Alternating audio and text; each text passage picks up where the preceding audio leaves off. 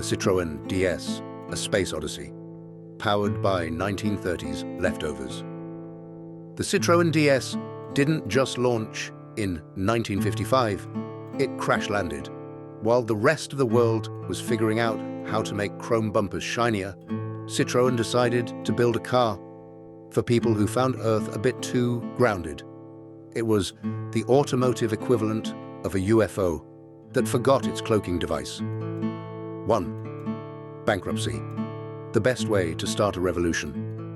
In 1935, Citroën was doing great. If by great you mean the founder was dead and the company was completely broke.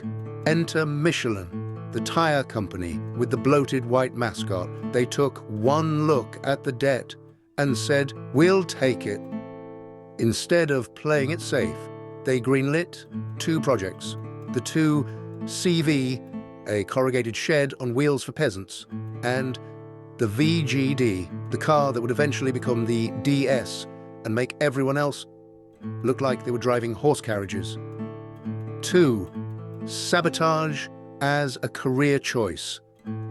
During World War II, Citroën's boss, Pierre-Jules Boulanger, became a professional headache for the Nazis. Forced to build trucks for the Reich, he told his workers to move at the speed of a tired snail. His masterstroke, moving the notch on the oil dipsticks.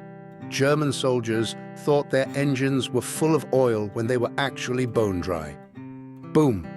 Instant roadside engine meltdown. He ended up on a Nazi to kill list, but apparently the Germans were too busy breaking down in sabotage trucks to actually catch him. 3. Magic carpets and hydraulic nightmares. After the war, engineer Paul Magès, a man who clearly hated metal springs, dreamed of a suspension made of oil and air. It was called hydropneumatic suspension. It made the car float over potholes like a ghost, but it also meant the car breathed. When you parked it, it hissed and sank to the ground like a tired camel. When you started it, it rose up like a waking titan. But Citroën didn't stop there. They connected everything to the hydraulics. Steering, hydraulic. Brakes, hydraulic.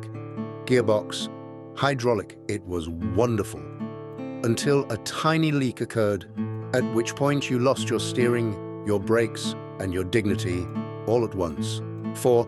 The one finger, steering and the mushroom brake. The DS featured a single-spoke steering wheel because why have 2 spokes when one looks more like a modern art piece? You could turn the wheel with a single finger. And the brake pedal?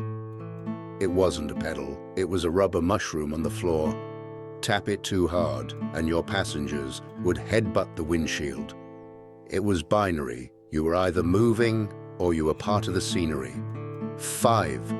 The great engine disappointment. Citroën spent a fortune designing a futuristic air-cooled flat-six engine.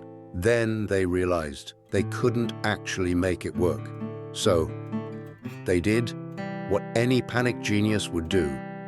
They grabbed the 1.9-liter engine from the 1934 traction Avant, gave it a quick polish, and shoved it into the world's most advanced car.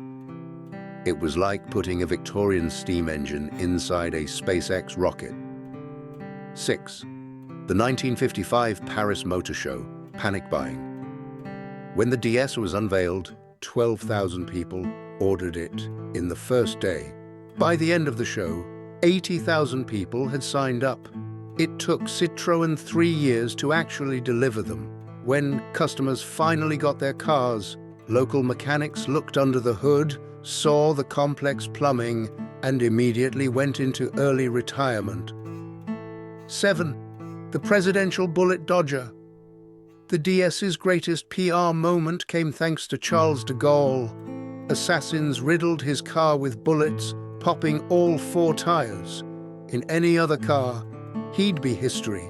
But the DS's suspension didn't care.